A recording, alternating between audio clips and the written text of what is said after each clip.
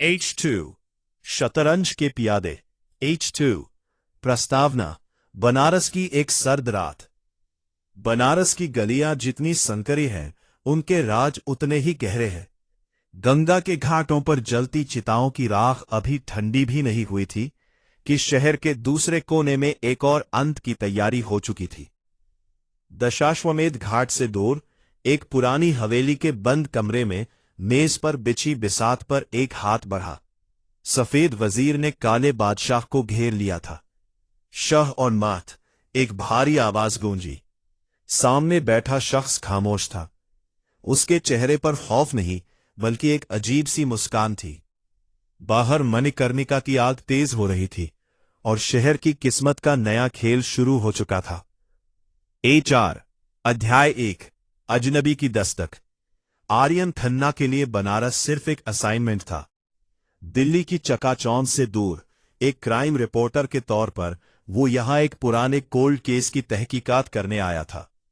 उसका मानना था कि सच कितना भी गहरा दफन हो, एक दिन सतह पर जरूर आता है। भैया, ये लो चाय, होटल के छोटे से लड़के ने प्याली मेज पर रखते हुए कहा। आर्यन ने खिड़की से बाहर देखा। कोहरे ने पूरे शहर को अपनी आगोश में ले लिया था।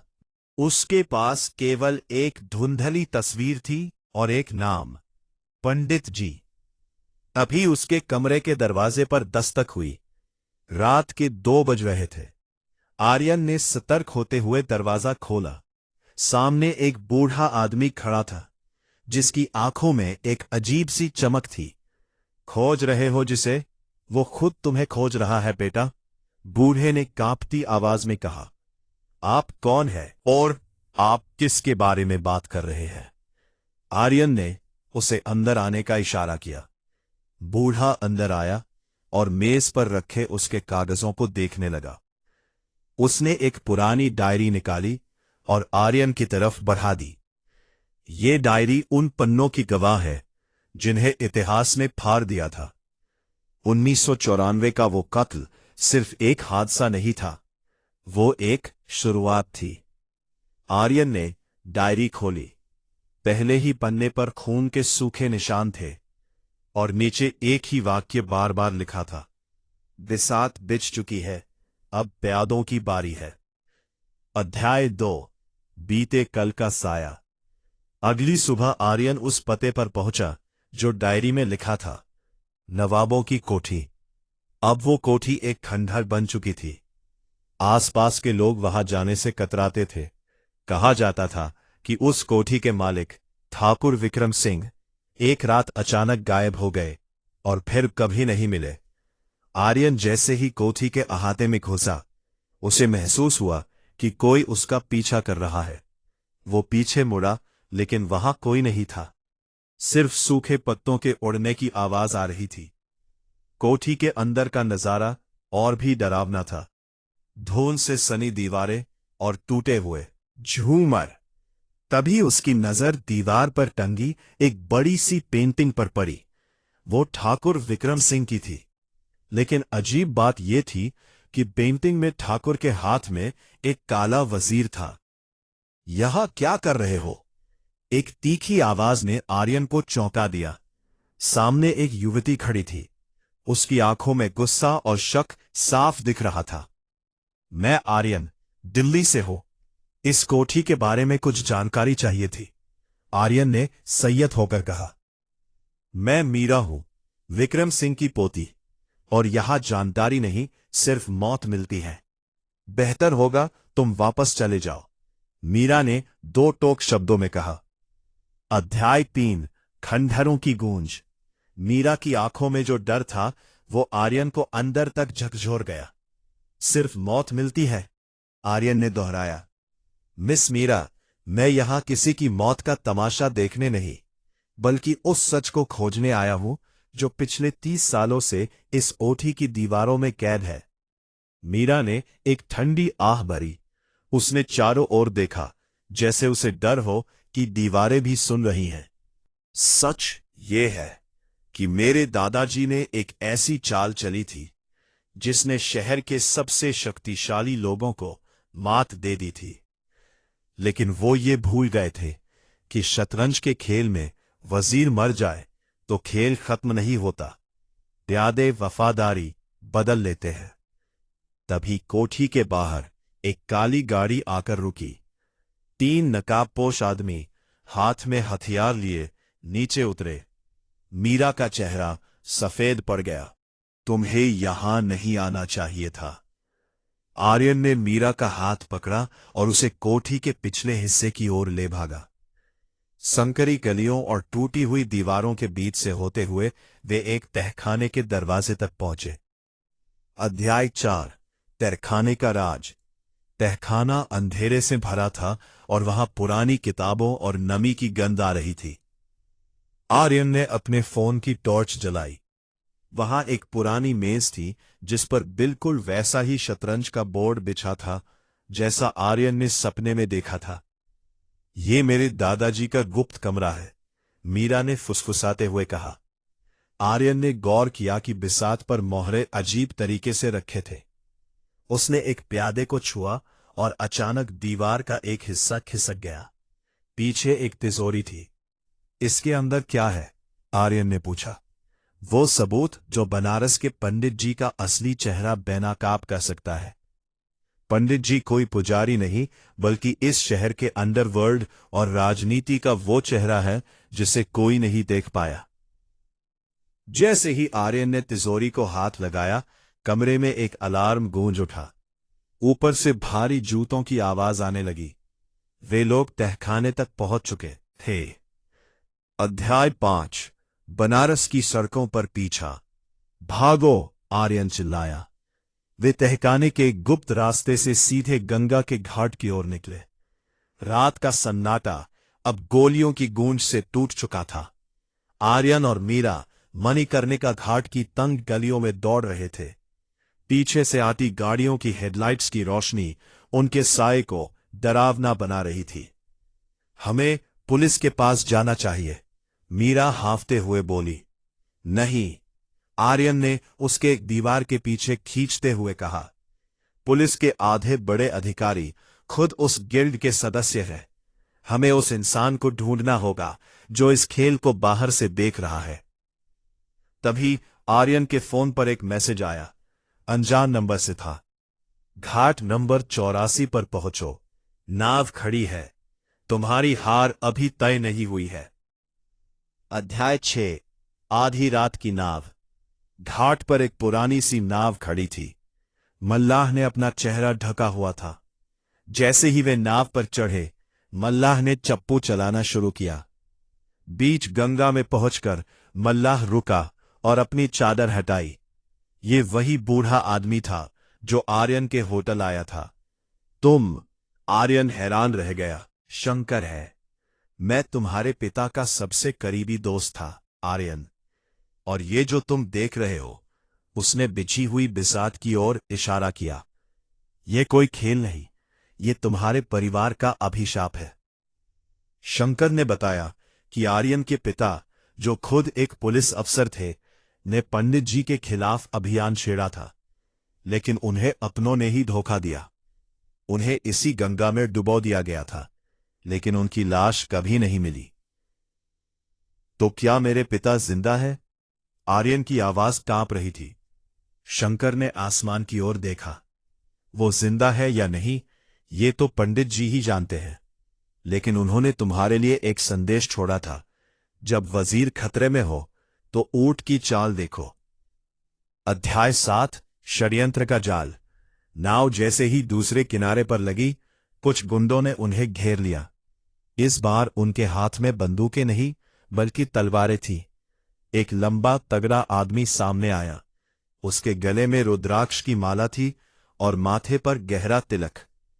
पंडित जी के दरबार में आपका स्वागत है, आर्यन बाबू, उसने क्रूरता से हंसते हुए कहा। आर्यन ने मीरा को पीछे किया। पंडित जी कहाँ है? उनसे कहो सामने आए। पंडित जी हर जगह है। वो हवा में है, वो गंगा के पानी में है, वो इस शहर की हर ईंट में है। तुम्हें क्या लगा तुम यहां आकर सच जान जाओगे और बच निकलोगे? हाथापाई शुरू हो गई। आर्यन को अपनी ट्रेनिंग याद आई। उसने पहले हमलावर की कलाई मरोड़ी और उसकी तलवार छीन ली, लेकिन संख्या बल ज्यादा था। तभी एक धमाका हुआ। पूरे इलाके में धुआं फैल गया। एक हफ्ते में। अध्याय 8 धुएं के पीछे का चेहरा। धमाके के बाद फैले सफेद धुएं ने आर्यन और मीरा को बचने का एक मौका दे दिया। शंकर ने आर्यन का हाथ खींचते हुए एक संकरी गली की ओर इशारा किया। यह धुआं ज्यादा देर तक उन्हें नहीं रोकेगा। वे भागते हुए एक पुराने मंदिर के पीछे बने एक छोटे से कमरे में जा छुपे। मीरा की सांसें तेज थीं। उसने आर्यन की ओर देखा और उसकी आंखों में पहली बार आंसू थे। मेरे दादाजी हमेशा कहते थे कि इस शहर की मिट्टी में जितना आशीर्वाद है उतना ही खून भी। आज समझ आया क्यों। आर्यन ने तिजोरी से निकाली गई वह डायरी खोली। धुआं छटते ही उसने टॉर्च की रोशनी में डायरी के आखिरी पन्नों को पलटा। वहां एक नक्शा बना था, बनारस के नीचे बने प्राचीन काल के भूमिगत रास्तों का। शंकर काका, यह नक्शा कहाँ जाता है? आर्यन ने पूछा। शंकर की आंखें सिकुड़ गईं। यह पातालपुरी का रास्ता है। अंग्रेजों के जमाने में इसे बंद कर दिया गया था, लेकिन पंडित जी ने इसे अपना मुख्यालय बना लिया है। शहर के बड़े बड़े लेन देन, हथियारों की सप्लाई और इंसानों का सौदा सब वहीं से होता है। अध्याय 9 विश्वासघात की गूंज। तभी कमरे का दरवाजा चरमराकर खुला। आर्यन ने अपनी तलवार तान ली, लेकिन सामने मीरा खड़ी थी, हाथ में एक छोटी पिस्तौल लिए। उसकी नली आर्यन की ओर थी। यह क्या मजाक है? आर्यन सन्न रह गया। मीरा की आवाज ठंडी थी। माफ करना आर्यन, लेकिन मेरे दादाजी की जान की कीमत इस डायरी से कहीं ज्यादा है। पंडित जी ने वादा किया है कि अगर मैं उन्हें यह डायरी और तुम्हें सौंप दूं, तो वो मेरे दादाजी को छोड़ देंगे। तुम्हारे दादाजी? शंकर चिल्लाया।